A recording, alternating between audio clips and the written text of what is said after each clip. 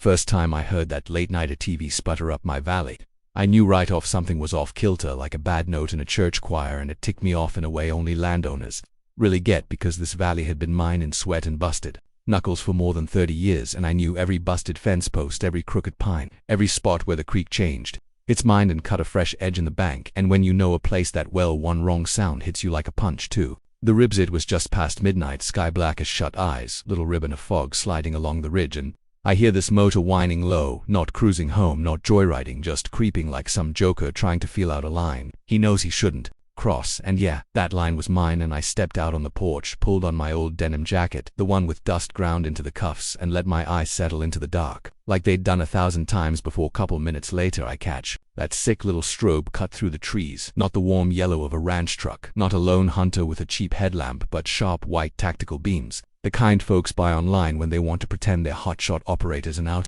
the tree line come 3 dudes stomping like they owned the night helmets, way too shiny vests that still smelled like plastic radios, hissing loud enough a half-deaf coyote could have tracked them blind, and the way they moved told me everything I needed to know about who I was dealing with. I've worked alongside real law before, real tactical teams who know how to melt into shadows and keep their mouths shut. These clowns weren't that. They were cosplay commandos, weekend warriors playing soldier on land they did not own, and they were loud in that bully way, boots crunching, gravel voices bouncing off the creek, like they wanted somebody to be scared so they could feel. The guys slid off the porch and walked the fence line real easy, keeping to the dark till I hit my boundary marker, the actual legal line, not the fantasy version some clipboard warrior dreamed up. And I just stood there where the last smear of porch glow brushed my face so they could see I wasn't hiding from anybody. They came up like a budget movie SWAT team, and the tallest one strutted forward like his authority came from the vest. Not a bad evening, landowner, he drawled like he was auditioning for reality TV, and I didn't bother answering, just dropped my gaze to the metal stake they'd hammered 1 inch onto my side of a line. Like that inch meant the universe had shifted, and he followed my eyes and smirked.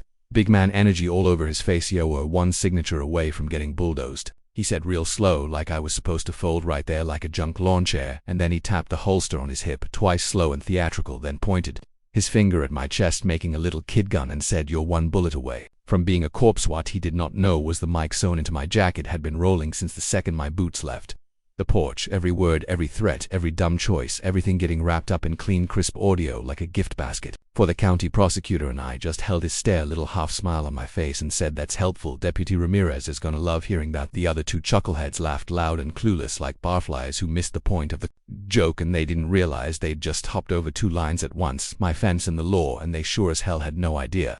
I already had a plan forming in the back of my skull, slow and cold, the way winter moves into a valley. Now I didn't know the full play yet, didn't know why the Lakeside Bluffs HOA had suddenly grown fangs, or why that fake-looking realignment notice had shown up on my porch that afternoon, printed on fancy paper with a gold seal like a cheap diploma. But I knew this much: 3 armed men do not creep over your creek in the dark for nothing, and forged paper does not blow down your steps by accident. When they finally stomped back toward their ATVs, puffed up like they'd done something important, I stayed by that boundary marker and listened until the motors faded into the hills. Then I looked down at that fake stake and the inch of stolen dirt, and I felt something lock into place inside me. Not fear, not panic, just that cold click a man feels when he decides nobody is ever again gonna move his line without paying full price plus interest. Later, folks in town ended up slapping a name on what came next.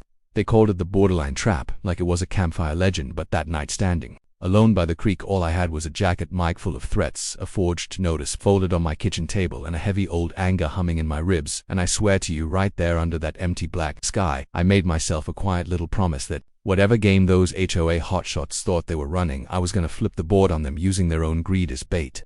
Sun was barely up when I rolled my old pickup into town next morning, sky still gray, like it hadn't decided if it wanted to be day yet, and that county building sat there same as always. Cracked steps, flickering lights, coffee breath hanging in the hallway like it had since the Reagan years, and the clerk looked up over her bifocals and gave me that small-town half smile. "Morning, Derek. Trouble?" she asked, and I shrugged, said, "Not yet, but someone's trying real hard," then slid that fancy-looking notice across the counter, and the way she frowned before even touching it told me she already smelled something foul. She turned that thing every which way, holding it up to the light sideways, upside down, the way older folks do when they want to call something nonsense but were raised too polite to spit the word. And after a bit she just sighed long and low and said, "This is faker than a $3 bill." And I nodded because I knew, but I still asked the only question that mattered: who put this garbage in motion? She started typing with 2 fingers, slow and mean little clacks echoing around that quiet office, and after a moment she stopped and leaned in toward the screen like it had just cussed her out, and she spun it toward me, and there it was, clear as a slap: Lakeside Bluffs Homeowners Association request for riparian safety expansion.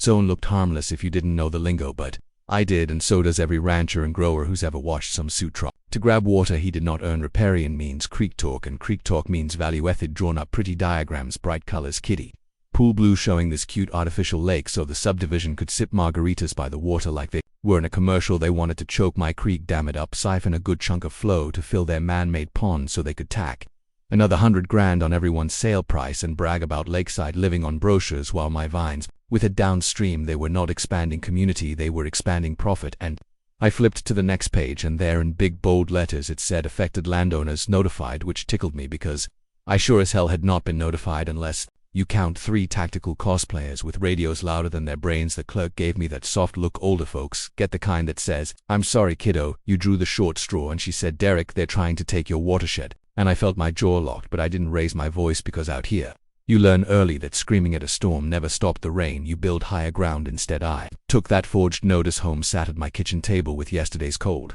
coffee, and spread the pages out under the window where the light did its best work, and I started picking it apart line by line. Like an old mechanic sniffing out a rattle. Language was wrong. Counties don't talk about community emergency realignment. They talk about flood mapping, risk zones, statutory boundaries. This read like some bored paralegal tried to mash legal-sounding words together after one too many energy drinks. The seal was crooked by a quarter-inch, and government machines don't stamp crooked, but people in a rush do. And when my eyes hit the signature, I almost laughed straight out loud because the county surveyor busted his wrist slipping on black ice behind the post office years back, and his handwriting never recovered. This fancy looping R on the page belonged to a hand that never met a cast. Every little lie on that paper added weight to the recording in my jacket, and while I sat there replaying Brick's little cowboy threat, "You're one bullet away from being a corpse," it hit me full force. This was not some petty HOA pissing match. This was a coordinated land and water grab aimed straight at the heart of my valley, and they'd picked me to be the old stubborn obstacle they were going to push off the board. Afternoon rolled over the ridge shadows, getting long wind, bringing that cold stone smell up from the creek, and I'd just about decided my next move when I heard footsteps coming up the drive, not confident ones either. These were uneven, rushed, like somebody who'd only just realized the fire they'd been playing with was real hot. Guy steps into the glow of my porch light, skinny sweating shirt plastered to him like he'd sprinted half the county. It was Miles, the HOA junior accountant, number cruncher, kid nervous type, the kind of man who color codes spreadsheets but avoids eye contact at barbecues, and he had absolutely no business standing on my porch after dark. "Derek," he puffed, "we need to talk." And I did not invite him in, not right away, because out here a man shows up at night on your land, he explains himself outside before he crosses a threshold. So I just folded my arms and said, "Start talking." He kept scanning the road like he expected somebody to roll up behind him any second, voice shaking as he said, "They're moving fast, Derek, faster than I thought, and I can't keep pretending I'm not seeing what they're doing." And that word pretending told me plenty. I finally pointed him toward the old wooden chair, and he dropped into it, elbows on knees, hands rattling like loose tools, and I stayed standing. Easier to read a man when you're looking down. He started spilling names. Karen, the HOA, Queen Bee, the board, the crew she hired behind their backs, outfit calling itself Sierra Compliance, which sounded like a cheap security firm, but according to him wasn't licensed for much of anything except bad decisions. He said Karen pitched them as risk response, a team to protect community transition, but what she really wanted was muscle to shove my land into HOA jurisdiction by force if needed. Forged paper was just the opener. Sierra was the follow-through. Her whole play hinges on painting you as dangerous. He said uncooperative, unstable. If she can get a court to buy that, they rubber stamp an injunction, and next thing you know, they've carved an easement through your land, or forced you to sell out and vanish. And he swallowed hard before saying, "Last night was step 1. She sent those goons to push your buttons, get you on record threatening them. Brick was told to escalate, make you blow your top, but instead he said the quiet part out loud, and you recorded it, right?" And I just let silence answer for me because I didn't owe him confirmation, and fear rolled off him thicker after that. Then he reached into his jacket and pulled out a crumpled, sweaty paper like it had burned his hand the whole drive over, and handed it to me. Inside was a login, a password, and a cloud address, and he said, "That's Karen's real books, not the fairy tale version.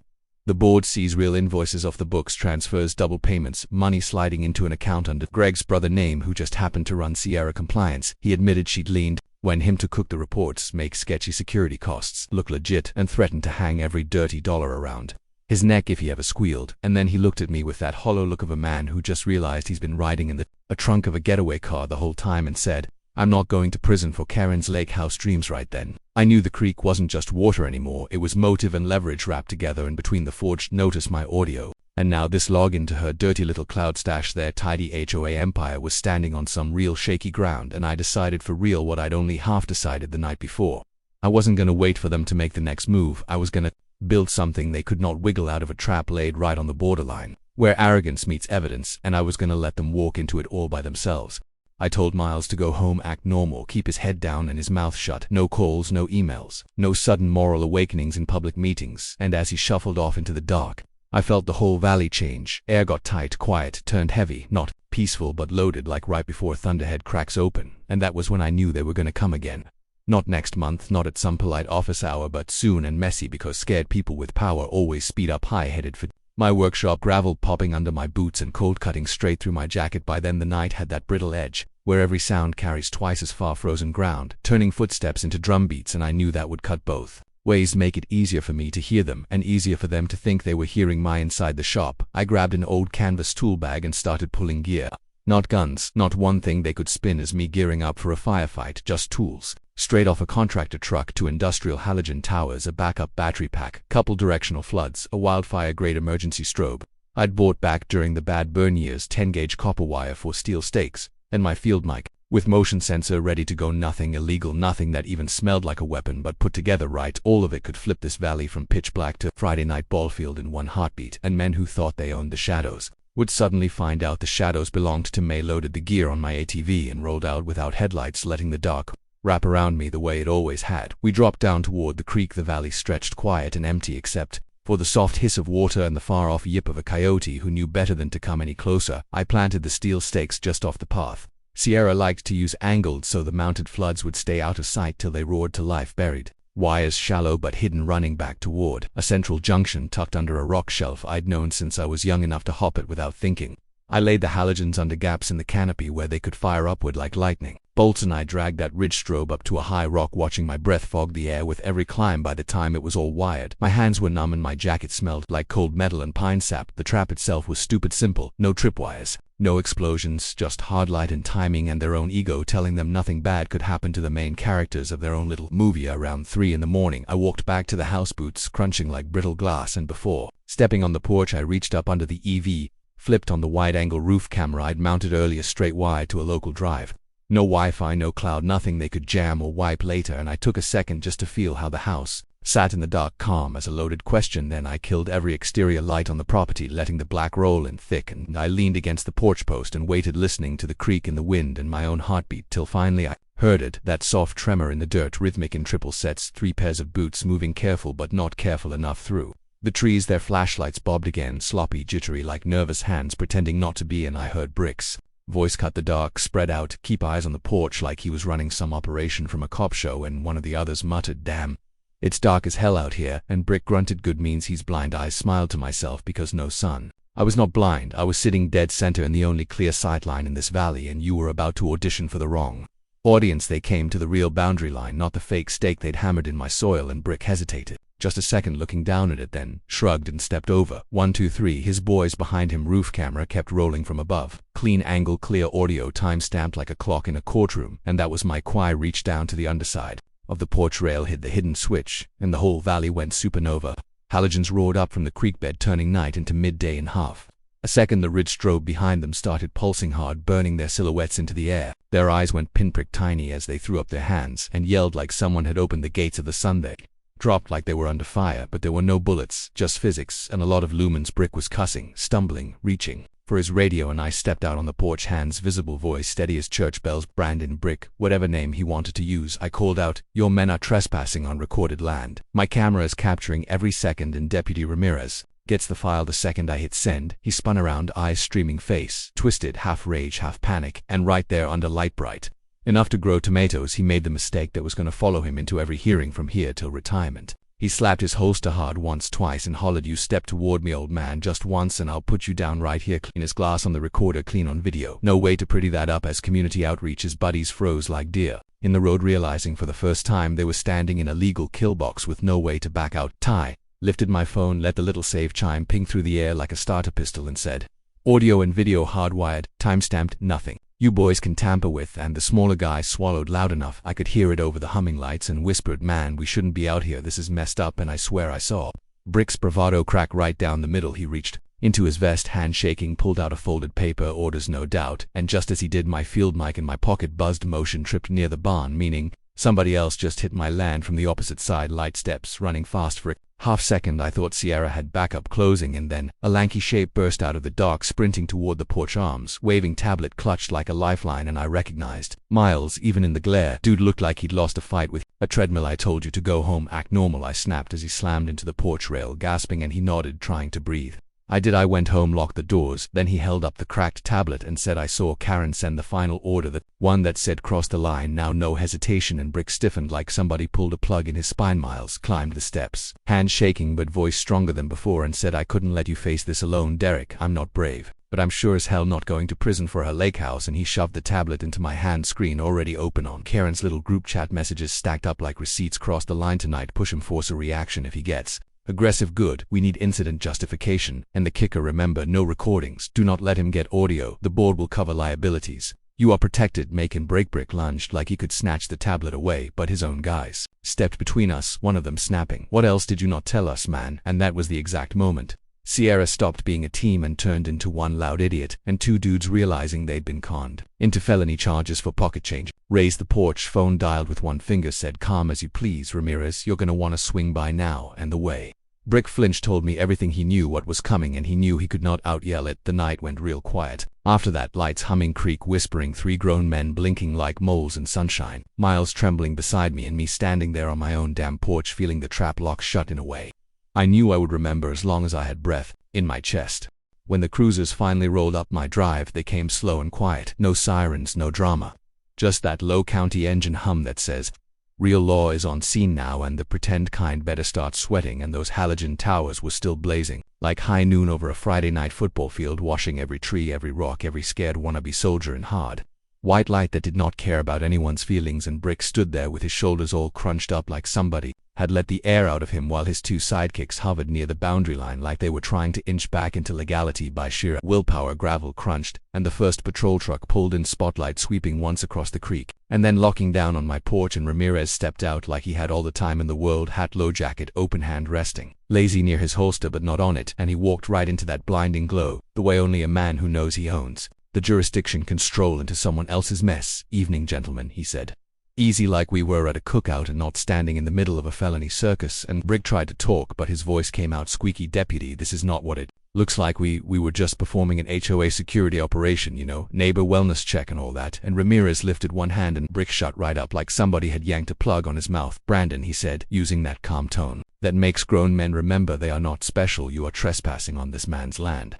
You were armed, you were told to leave, you made threats. And he jerked his chin toward the camera on my roof, capturing all of it, and he added, on tape. And Brick sputtered, that camera is illegal, he ain't allowed to film us like that. And Ramirez almost smiled, not with his mouth but with his eyes, and said, nope, camera is on his property, facing his property, recording people committing crimes on his property. That is about as legal as sweet tea in summer. And the two hired guns looked like someone just told him the Tooth Fairy was a scam and that Easter Bunny had a warrant. Ramirez shifted his gaze to me. Mr. Carson, you said you had something for me. And I stepped forward, staying behind my lawful line, and handed him the tablet Miles had shoved into my hands, plus my phone with that juicy audio clip queued up. Miles hovered behind me, looking like he wanted to melt into the porch boards, and Ramirez scanned the screen once, brows ticking just a hair, which was about the same as most folks, hollering holy crap. And I could see him slotting pieces together in his head like a man who has been smelling smoke for months and just finally spotted the flames. These messages from Karen, he asked, quiet, and Miles nodded, throat working. Yes sir, and there are more in the cloud storage. That log in there goes to her private folders she hid from the board. And Ramirez gave this slow little nod like he had just been handed a winning lotto ticket stapled to a confession, and he said, all right, with written orders like this, plus the recording of trespass and threats, that is conspiracy, coercion, and a whole lot of dumb stacked on top of each other. Then he turned to the three clowns in tactical cosplay, and his voice hardened. Drop the weapons, all of you, real slow, like you suddenly remembered how instructions worked. The two contractors did not argue. They unbuckled their holsters, set the guns down like they were hot pans fresh out the oven, and stepped back with their palms up. But Brick just stood there frozen, not out of courage, but because he finally understood once he set that pistol down, there was not a single prop left between him and the truth. His authority was a costume, his orders illegal, and the woman who sent him out here was not coming to save him. Ramirez did not raise his voice, he just said Brandon holster on the ground now, and something in that now cut through the last of brick stubborn, and his hand shook as he eased the gun out and let it hit the dirt. Ramirez nodded once, then turned slightly toward the tree line, like he was listening to the valley itself, and we all heard it together. Another engine, this one smooth and expensive, winding up from the road.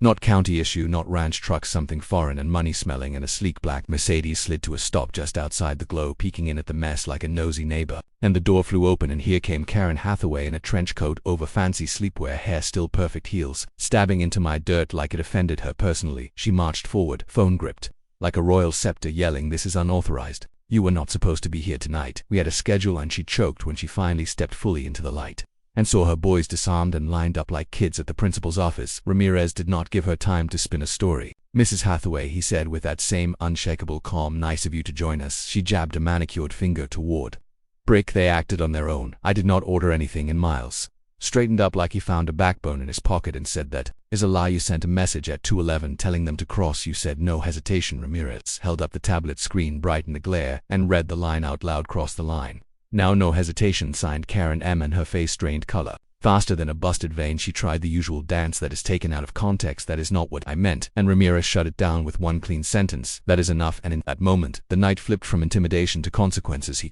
stepped behind her, cuffed her wrists with a crisp metallic click, and told her she was being detained on suspicion of criminal conspiracy and illegal surveillance and coercion, and a laundry list of charges. She was too busy squawking about being HOA president to hear, "I am the president of Lakeside Bluffs," she snapped like the title was supposed to be a magical shield. And Ramirez just said, "And I am the deputy with actual authority, which means you ride in my truck tonight." While she was losing her mind, the second cruiser rolled up to Holbrick and his two sidekicks away, and the whole time the halogens buzzed overhead like stadium lights after a big game, shining down on the moment where all the lies finally picked up consequences. And as they loaded into the back seats, Brick caught my eye once, all the swagger gone, replaced by this stunned little boy. Looked like he could not believe the cosplay was over and the real world had shoved its way onto the set. When the taillights finally disappeared down the road and the night went quiet except for the creak and the low murmur of radios, Ramirez stayed on my porch instead of heading straight back. He thumbed through more of what Miles had brought up: CloudLink's financial reports, side spreadsheets, all the stuff accountants use to tell stories with numbers, and his jaw got tighter the deeper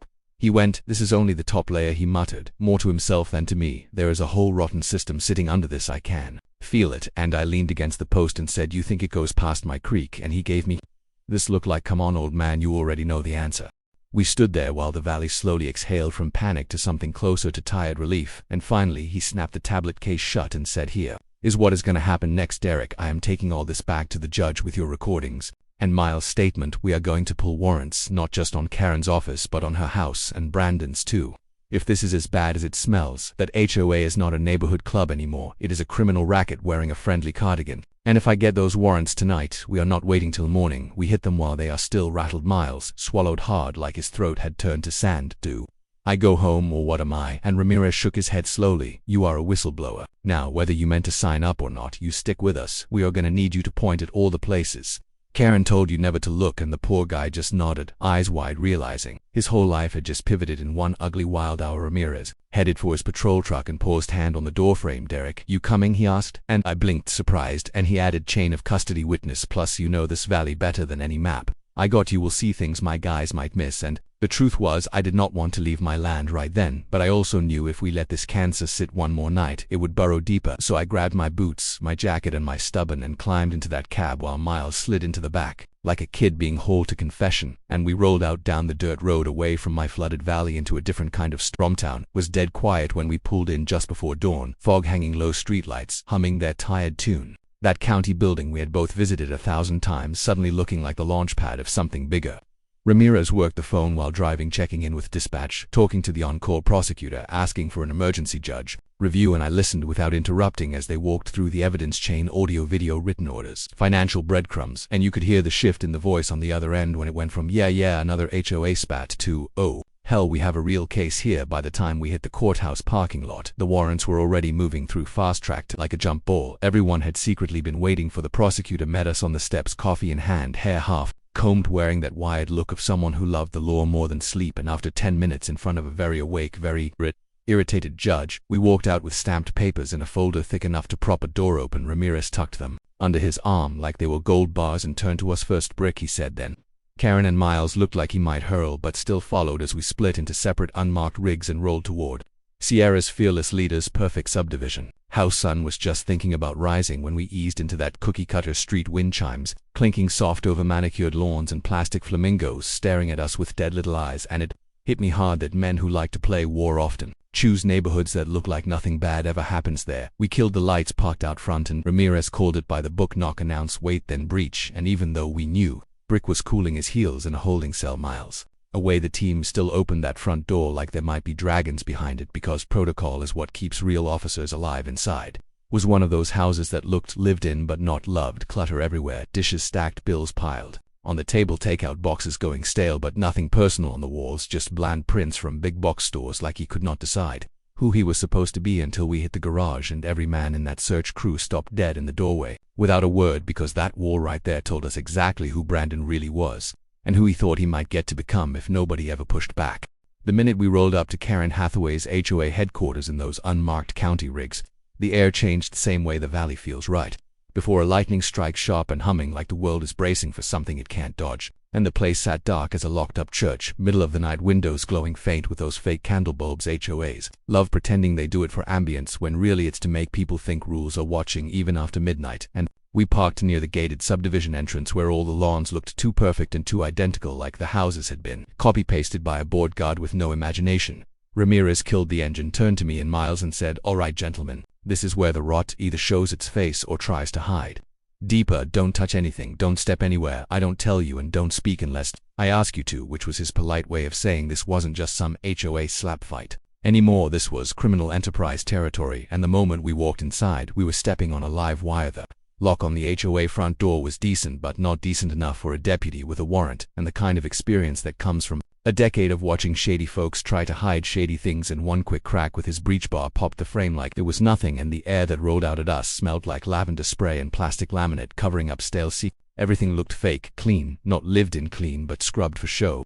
Furniture, staged brochures, neatly stacked pool rules framed on walls, not one of them worth the 3 cents of ink they were printed with. And the kind of office decor that screams, "We want to look important, but don't want to actually do anything important." Miles pointed upstairs, whispering like the walls had ears. "Her office is up there. She keeps everything she doesn't want anyone touching in that room." And there was a tremor in his voice, like he'd known something was wrong for years but never had proof till tonight. We climbed the carpeted stairs, all of us stepping light, and at the end the hall hung this crooked watercolor painting, cheap frame, even cheaper art, but crooked in a way that didn't match the rest of the office. "That's Karen's tell," Miles murmured. "She only straightens it when she expects people." He said it like a man who had spent too many days watching her moods from behind spreadsheets. Slid that ugly little painting aside, and sure enough, behind it sat a keypad safe, tucked straight into the wall, clean edges, fresh paint. She'd tried to hide it, but not well enough, and Miles swallowed hard. "She changed the code last week. I don't know it." And Ramirez didn't even blink, popped open his small toolkit, clicked his pick into the lock, and had the latch undone in under 30 seconds, like he was opening a stubborn peanut jar. While waiting for coffee inside were 3 binders, thick as phone books, each one labeled in Karen's fancy calligraphy, like she thought she was running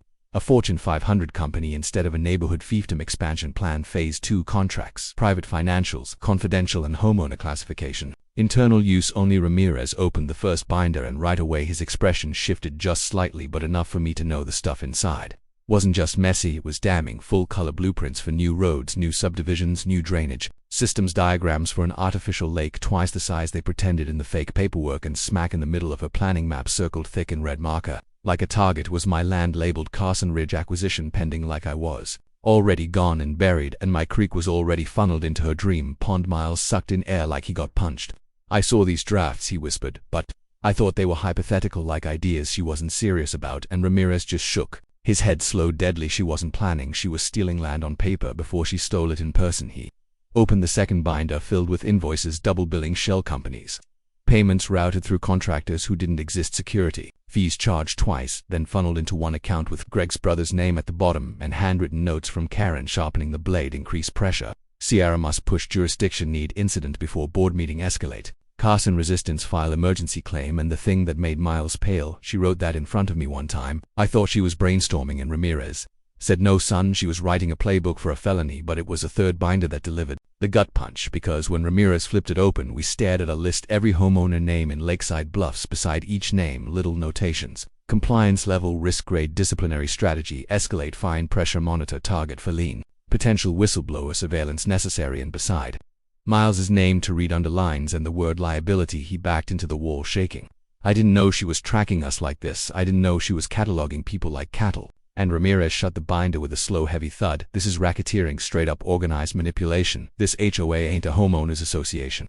It's a racket. Before anybody could breathe, a deputy from downstairs hustled into the office. Doorway, voice low but urgent. Ramirez, conference room, you need to see this. And we followed him down the hall into a room that looked like a war room for sociopaths. Bulletin boards, covered in photos, maps, lines connecting houses to dates to complaints, all pinned with an obsessive neatness. Surveillance shots taken through windows, and not just mine, not just folks who argued with the HOA. Everybody, kids, seniors, people who'd done nothing more than ask why their mailbox fee jumped $5 last winter. One wall had a monitor tucked in a corner, screensaver bouncing, and Ramirez tapped the spacebar and the screen lit up to a live feed of my porch from a camera I had never seen installed anywhere on my land, and the angle was sharp, high up, hidden, and I felt something cold settle in my ribs that I didn't like one damn bit. Miles whispered. She said the cameras were for common areas, not personal property. And Ramirez murmured she lied and she was watching everyone. And he leaned in, studying the feed with this quiet anger that only seasoned lawmen get when they realize someone's been pretending to wear authority without any of the responsibility. Then outside, tires screeched fast and reckless on the asphalt. Not Karen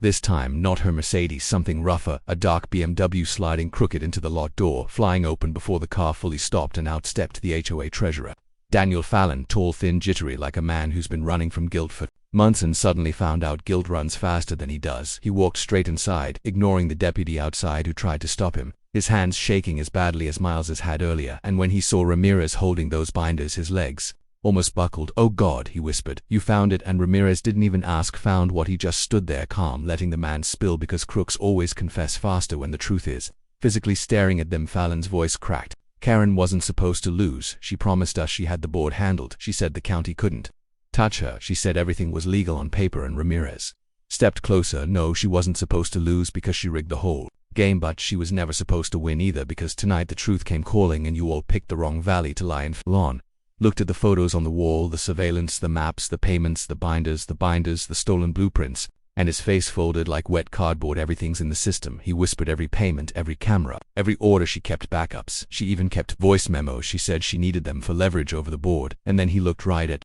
Miles and choked out, "I'm sorry I didn't stop it. I should have told someone months ago." Ramirez gave him the slow nod of a man who has heard every kind of excuse and still knows crime. "When he sees it tonight," he said, "this whole HOA goes down. Every piece of it, because the minute you turn a community into a threat factory, you stopped being neighbors and started being criminals. And we are done playing games." He signaled to his deputies, "Bag everything, drives, cameras, laptops, binders, pull every device in this building and get it logged. Every piece of this goes into evidence." And right there in that lavender-scented, fake clean HOA office full of secrets and lies, with fog collecting outside the windows and the first edge of dawn sliding up the ridge, it finally hit me as deep as bone. Karen wasn't running a community. She was running an empire. One built on surveillance, intimidation, fraud, and a whole lot of arrogance. And tonight, that empire was collapsing, piece by rotten piece. Turned to me after the last device was sealed in an evidence bag, his face raw, serious. "Derek," he said quietly, "this isn't a land dispute anymore. This is a full-scale criminal case, and it's not just ending here. It's going to court hard and fast, and every one of them is going to answer for every inch they tried to steal." Land for the first time in months, maybe longer. I felt the weight that had been riding my shoulders begin to crack and fall away like ice in early spring, because justice wasn't just coming anymore. Justice had pulled up in the driveway, kicked the damn door in, and started packing boxes. And the valley, for the first time in a long while, felt like it was waking up safe again. Courtrooms got a strange kind of gravity, not the normal kind that pulls you to the earth, but the kind that pulls truth out of people, whether they wanted to tell it or not. And 3 months after the raids, after the arrests, after the binders and the maps and the surveillance feeds, the whole Lakeside Bluffs saga rolled itself into that big, echoey courtroom with its polished floors and humming lights and that wood smell that never seems to go away. And you could feel everybody in town holding their breath. The HOA didn't walk in that morning. They stumbled in, brick first, wearing a cheap gray suit 2 sizes too big, no helmet, no tactical vest, no plastic bravado. Just a man stripped down to his real size, and it was smaller than the version he played under. Porch lights and tactical flashlights. Then came Karen Hathaway, hairpinned tight like she thought she could hold control in place with hairpins. Alone, wearing a stiff blazer, smiling that brittle smile people use when their world it is cracking behind their ribs. The gallery was packed. Folks from the subdivision, folks from the valley, folks who hadn't spoken to each other in years now, sitting shoulder to shoulder, because nothing unites a community like the moment they all realized they were targeted the same way. And Miles sat beside me, tapping his heel a million miles a minute like he wanted to run but couldn't. Prosecutor started slow building foundations, brick by brick, showing the aerial photos of the creek and the forged notice displaying the pretty diagrams of the artificial lake. They wanted to steal water for flipping through the doctored invoices, the shell company payments, the whole web of HOA rot dragged into daylight binder by binder, and every time one of Karen's calligraphy tabs hit the projector, the gallery let out this subtle ripple of anger, like a crowd trying not to boo at a bad referee call. Then came the moment everybody knew was coming, the audio I recorded that night by the creek. The prosecutor dimmed the lights, hit play, and Brick's voice roared out through those big courtroom speakers like a ghost crawling back from the ridge. "You're one bullet away from being a corpse." Nobody whispered, nobody gasped, nobody cleared a throat. The silence was so sharp it could have cut rope, and Karen's jaw twitched hard like she wanted to glare holes through Brick for being stupid enough to speak the quiet part out loud on a recording, harder still because she knew what came next. The text message, the projector changed, and there it was in her own digital handwriting. "Cross the line now." No hesitation. Karen M. Jurors leaned back, the kind of lean that means no amount of lawyer talk is going to scrub that stain clean, and Karen stiffened in her seat like she swallowed something made of ice. Brick stared at the table like he wished it would open up and swallow him whole, and I could feel it right then. That moment the whole trial turned from complicated to simple. Then came the witnesses, deputies, financial analysts, surveyors, and eventually Miles, shaking like a leaf but talking like a man who'd finally stopped being scared of his own truth. He told them about the double payments, the pressure, the threats, the falsified numbers, the burner phone pings, the secret backups, the fear that pushed him all the way to my porch that night, and the room respected him for it. You could feel it like Heathen. It was my turn.